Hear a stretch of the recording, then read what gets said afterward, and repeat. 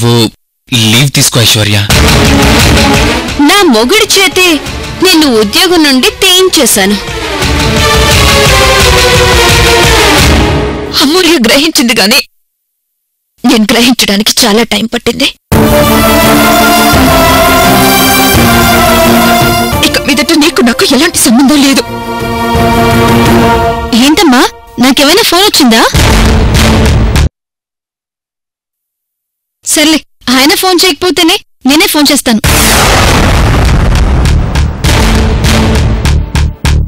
ఆ ఫోన్ ఇలా ఇవ్వు. ఇప్పుడెందుకులేమ్మా, ఇప్పుడు నువ్వెందుకు ఫోన్ చేయటం? పర్వాలేదమ్మా, ఎవరు చేస్తే ఉంది, ఇలా ఇవ్వు.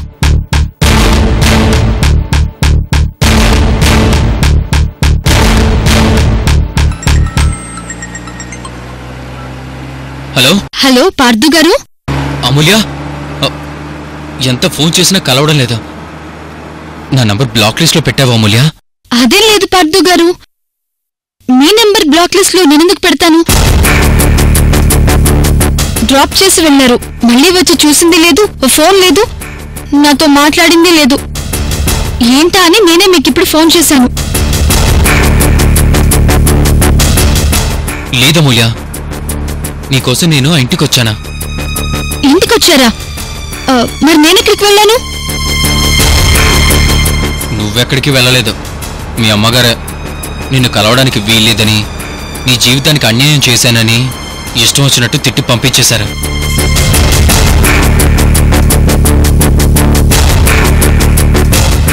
ఇంతకుముందే ఫోన్ కూడా చేశాను. నువ్వు స్నానం చేస్తున్నావని ఫోన్ కట్ చేశారు. మళ్ళీ ఫోన్ ట్రై చేస్తుంటే ఫోన్ కలవడం లేదు. బ్లాక్ లిస్ట్ లో పెట్టారేమో చూడమూల్య. నేను చూస్తానండి పార్థు గారు. అమూల్య, అవన్నీ కాదు గాని నీతో అర్జెంటుగా మాట్లాడాలి. ఒకసారి ఇంటికి రా అమూల్య. అంత అర్జెంటా? అవునమూల్య, నేనే వచ్చి పికప్ చేసుకునేవాణ్ణి, కానీ అత్తయ్య చూస్తే మళ్ళీ ఏమంటారు ఏంటో అని నువ్వే వచ్చి అమూల్య. సరే, నేను వస్తానులేండి పార్థు గారు. సరే అమూల్య, బాయ్.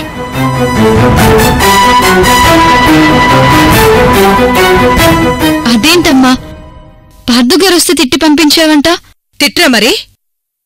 నా కూతురు జీవితాన్ని అన్యాయం చేస్తుంటే చూస్తూ ఊరుకుంటారా? అయ్యో, పార్థు గారు చాలా మంచివారమ్మా. ఈ మంచితనమే నిన్నెక్కడిదాకా తీసుకొచ్చింది. నీకు మరీ ఇంత మంచితనం పనికిరాదమ్మా, అర్థం చేసుకో. వాళ్ళమ్మా నాన్న వచ్చాక మాట్లాడి పరిష్కారం ఆలోచిద్దాంలేమ్మా. ఎక్కడి నుంచైనా బయటకు వస్తున్నప్పుడు ఎవరిని నొప్పించకుండా ఒప్పించి బయటపడాలి. ఏంటోనే పిచ్చి తల్లి, నీ మంచితనంతో ఏంటేంటో చెప్తుంటావు. సరే సరే, ఆయన ఎందుకు అర్జెంటుగా ఇంటికి రమ్మన్నారు, నేను వెళ్ళి కలిసొస్తానమ్మా. లావణ్య, పాప జాగ్రత్త. అలాగే అక్క, నేను వెళ్ళొస్తానమ్మా.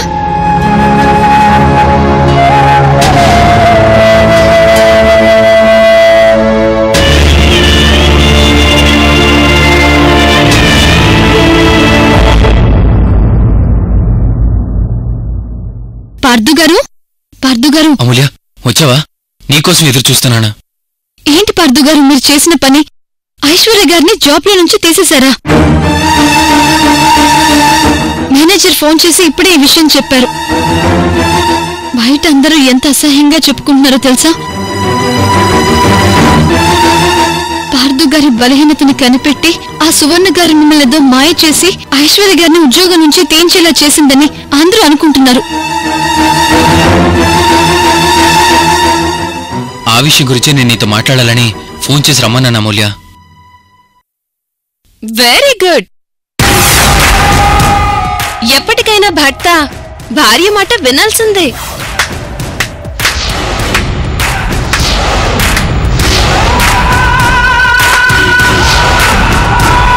చూడండి సువర్ణ గారు, మీరు ఇలా చేయడం చాలా తప్పండి.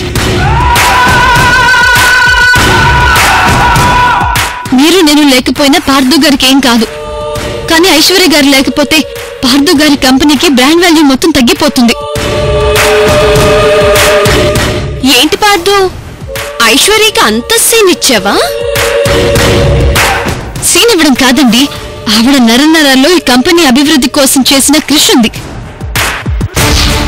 తన పర్సనల్ లైఫ్ కూడా త్యాగం చేసి మరీ సేవలు చేశారు.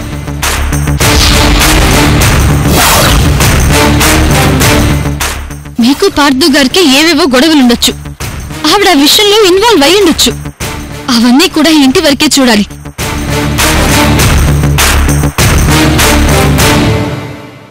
అంతే తప్ప వీటన్నిటిని ఆఫీస్ వరకు తీసుకెళ్తే నష్టపోయేది పార్థు గారు బిజినెస్. చాలా బాగా చెప్పావు చెల్లమ్మా. ఇవన్నీ చెప్పడానికేనా పుట్టింటించొచ్చా? ఫైనల్ గా ఇప్పుడేమంటావు చెల్లమ్మా? ఐశ్వర్య గారి రిజైన్ లెటర్ చింపేసి తిరిగి ఆవిడ్ని జాబ్ లోకి తీసుకోవాలి. ఏంటి పార్థు, జాబ్ లో కట మళ్ళీ తీసుకుంటావా? మీ అమూల్య చెప్తుంది కదా, తీసుకుంటావా?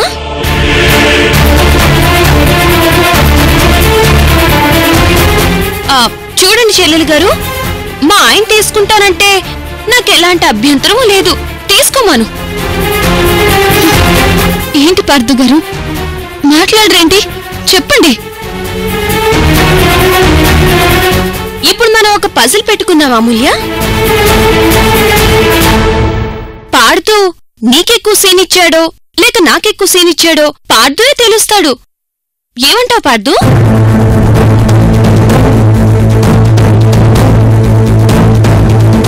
చెప్పు పార్థు. చెప్పండి పార్థు గారు, ఐశ్వర్య కూడా ఈ కుటుంబంలో మనిషే.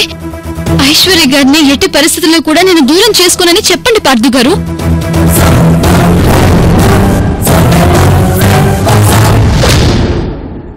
ఐశ్వర్య గారంటే మనకే కాదు, మావయ్య గారికి అత్తయ్య గారికి కూడా చాలా ఇష్టం. ఇప్పుడు ఈ విషయం వాళ్ళకి తెలిసి మిమ్మల్ని నిలదీస్తే మీరు వాళ్ళకి ఏం సమాధానం చెప్తారు?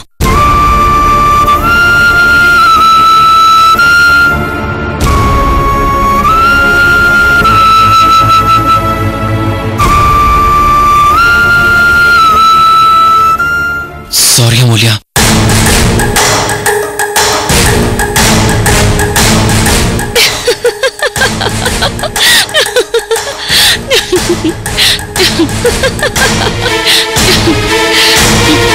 ఆ ఐశ్వర్యకే కాదా అమూల్య, పార్థు నీకు కూడా అంత సీన్ లేదని చాలా క్లియర్ గా చెప్పేశాడు అమూల్య.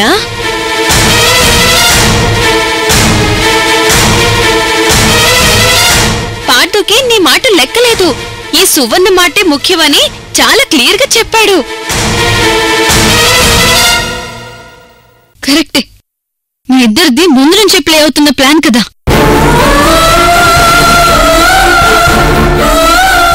ముందు కూతుర్ని రప్పించడం, తర్వాత ఈవెంట్ని రప్పించడం, నేను నా అంతటి నేను పుట్టింటికి వెళ్లిపోయేలా చేయడం, ఐశ్వర్య గారిని ఉద్యోగం నుండి తీసేయడం, ఇదంతా మీ ప్లానింగే కదా పార్థు గారు.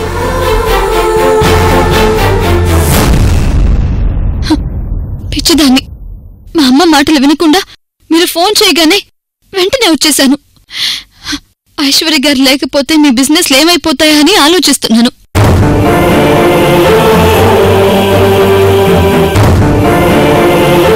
ఓకే పార్థు గారు, మీకంటూ భార్య కూతురు ఫ్యామిలీ ఉంది, హ్యాపీగా ఉండండి. ఆయన మిమ్మల్ని ఏమన్నా అనే హక్కు నాకెక్కడదిలేండి. నేను అగ్రిమెంట్ భార్యనే కదా. చట్టం దృష్టిలో చెల్లని మీ రెండో భార్యని. మీరు హ్యాపీగా ఉండండి పార్థు గారు. అమూల్య ప్లీజ్. వద్దు పార్థు గారు, ఇక మీరు నాకింకేం చెప్పొద్దు. ఇక వీటి గురించి నేనేం ఆలోచించను. మీరు హ్యాపీగా ఉండటమే నాకు కావాలి పార్థు గారు.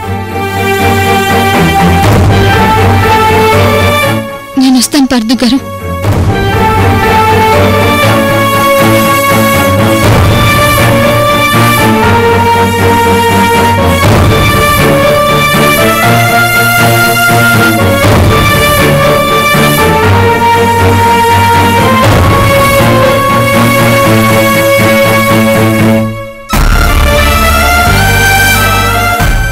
ఐశ్వర్య, ఐశ్వర్య,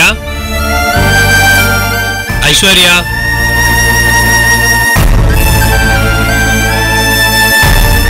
ఐశ్వర్య,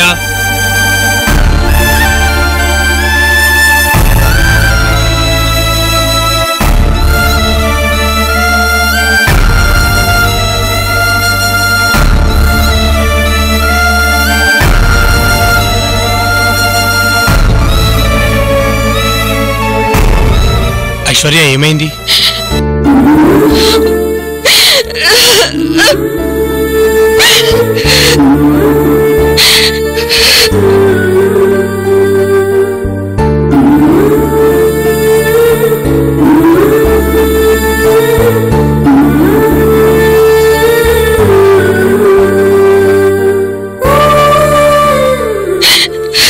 ఐశ్వర్య ప్లీజ్ ఏడవకు. ఏమైందో చెప్పు.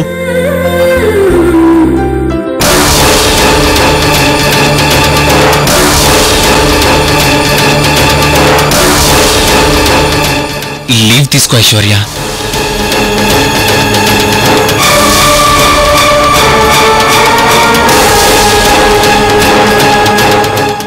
ఇక పార్థునే నన్ను కలవద్దని, నాతో మాట్లాడొద్దని చెప్పేశాను.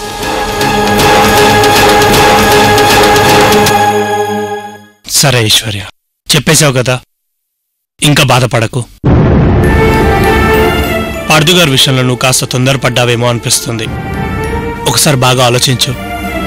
పార్థుగారు ఉన్న సిచ్యువేషన్లో నీతో అలానే ఉంటారేమో గాని నిజంగా పార్థుగారికి నువ్వంటే ఎంత అభిమానం నీకు తెలీదా?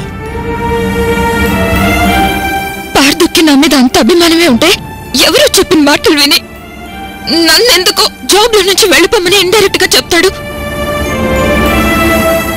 ఆ సువర్ణ పార్థుని ఏం మాయ చేసిందో తెలీదు గాని ఆ సువర్ణ ఏం చెప్తే అది చేస్తున్నాడు. ఐశ్వర్య పరిస్థితి చూస్తుంటే పార్థుగారు చేసిన పనికి చాలా హట్ అయినట్టుంది. తనని ఇలాగే వదిలేస్తే మెంటల్గా అప్సెట్ అయిపోతుంది. ఏదో ఒకటి చేసి ఐశ్వర్యని మళ్ళీ నార్మల్ కండిషన్కి తీసుకురావాలి.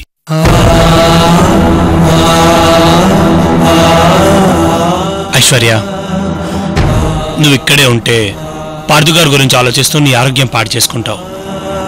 అందుకే నేను ఒక నిర్ణయం తీసుకున్నాను. మనం ఈ ఊరి నుంచి వెళ్ళిపోతే ఎవరికి ఏ ఇబ్బంది ఉండదు. లేదంటే పార్థుగారి జ్ఞాపకాలతో నువ్వు ఇలాగే బాధపడుతూ ఉంటావు. కనీసం ప్లేస్ మారితేనైనా నువ్వు కాస్త ప్రశాంతంగా అన్నీ మర్చిపోవచ్చు. సరేనా? సరే, నీ ఇష్టం.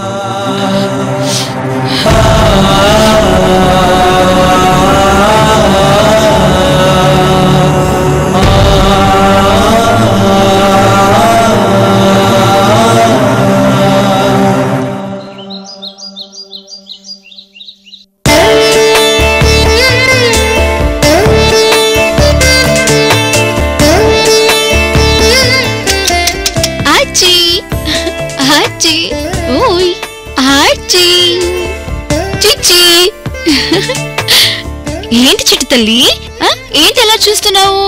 నీకు కూడా జడ కావాలా? ఇంకో సంవత్సరం పోతే దానికి కూడా జడేయాల్సి వస్తుందేమో అమూల్య. జుట్టు చూడు ఎంత బాగుందో.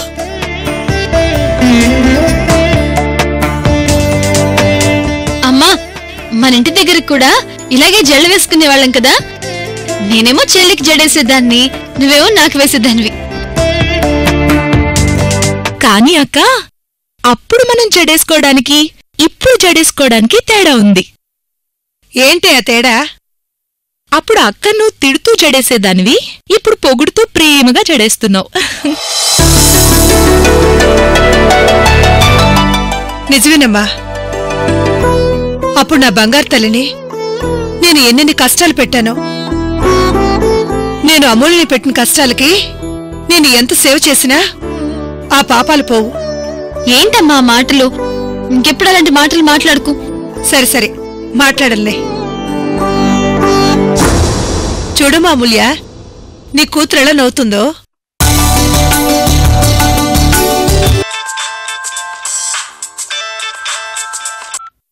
హలో,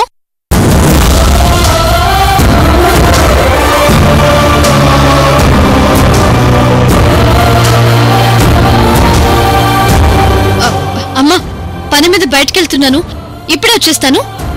అలాగేనమ్మా. అమూల్య, ఆ పార్థు దగ్గరకు మాత్రం వెళ్ళొద్దు. సరేనమ్మా, నేను ఇప్పుడే వచ్చేస్తాను బంగారు తల్లి.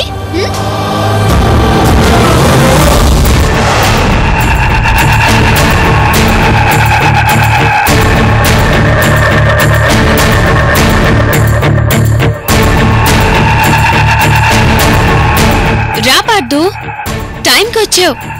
టిఫిన్స్ వేడి వేడిగా ఉన్నాయి.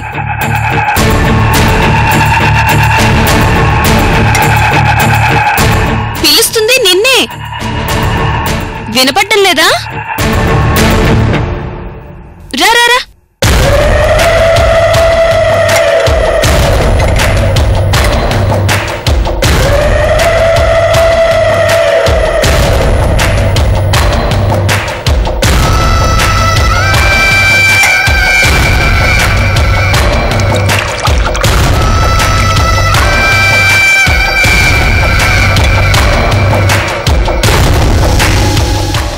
ఇంట్లో ఎవ్వరూ లేరు. అమూల్య వాళ్ళ చెల్లింటికి వెళ్ళింది. ఇంట్లో మనిద్దరమే ఉన్నాం. తొందరగా తింటే మార్నింగ్ షోకి వెళ్దాం. మార్నింగ్ షో ఏంటి? మార్నింగ్ షో అంటే ఏంటో తెలీదా? మార్నింగ్ షో అంటే ఉదయమే గదిలోకి. నువ్వు చాలా ఎక్స్ట్రా మాట్లాడుతున్నావు. నాకు ఆకలిగా లేదు, నువ్వే తిను. అప్పుడే వెళ్ళిపోవడం ఏంటి? ఏ నా ఇన్బాక్స్ లో మెయిల్ ని పోలీసులకు పంపి తాడు తీసుకుని రూమ్ లోకి వెళ్ళిపోమంటావా?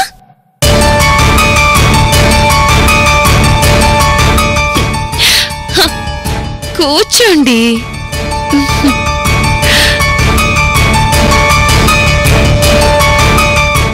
నన్ను ఇలా బ్లాక్మెయిల్ చేస్తున్నావేంటే? ఆ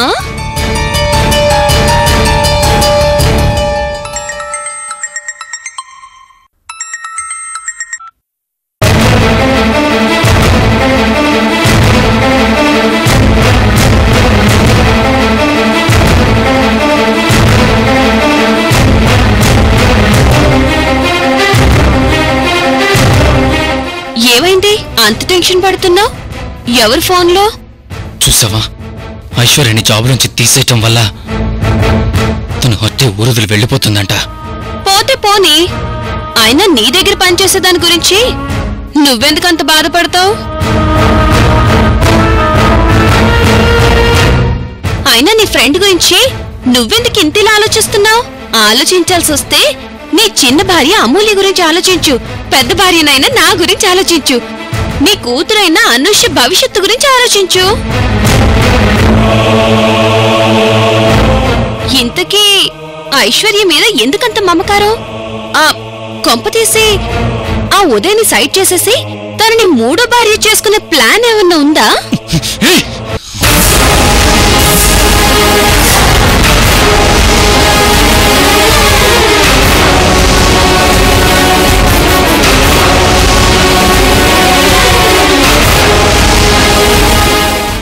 ఏంటి చెయ్యెత్తావు? కొడదామనే? కొట్టే ముందు ఒక్కసారి నా ఇన్బాక్స్ లో ఉన్న ఆ మెయిల్ గురించి ఆలోచించు. ఇంకెందుకులే లేటు, వెళ్ళి నీ ప్రాణ స్నేహితురాల్ని వెళ్లకుండా ఆపడానికి ట్రై చేయి. పో.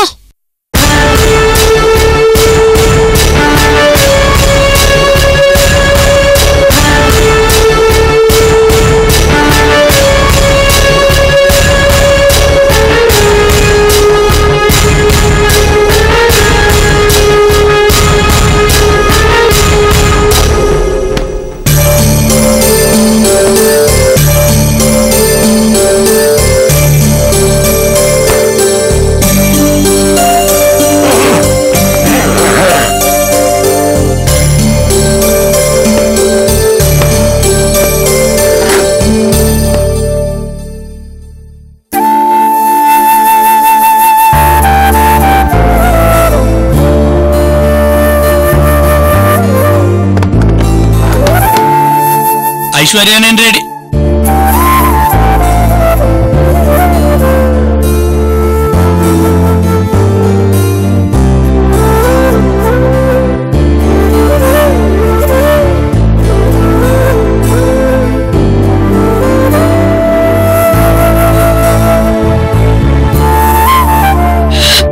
పార్థు,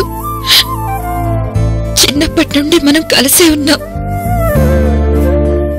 అమ్మా నాన్న అంటే అర్థం తెలియదు. ఎందుకంటే ఆ ఇద్దరిని నీలోనే చూసుకున్నాను.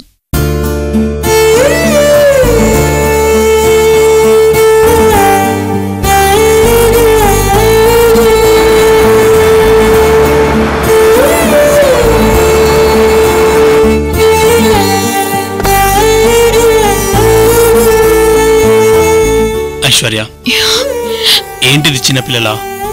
అదే చిన్నప్పుడు జంబో నేను అనాథలుగా పెరిగాం. కానీ పార్థు మా లైఫ్ లోకి వచ్చిన తర్వాత అనాథలమనే ఫీలింగ్ ఎప్పుడూ కలగలేదు.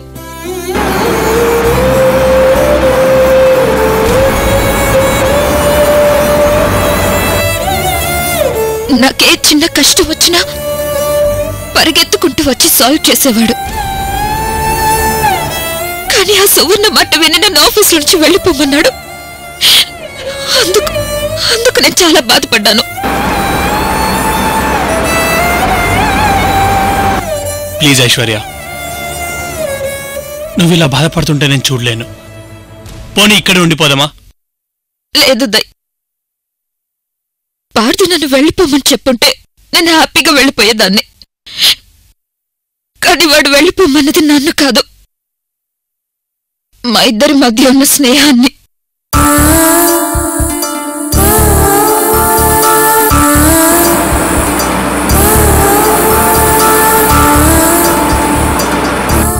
పద్ధతి ఇక్కడ ఎక్కువసేపు ఉంటే పార్థు నదిలో నేను రాకపోవచ్చు. నేను వెళ్ళిపోతున్న విషయం పార్థుకి తెలిసే లోపే మనం ఇక్కడి నుంచి వెళ్ళిపోవాలి. పద.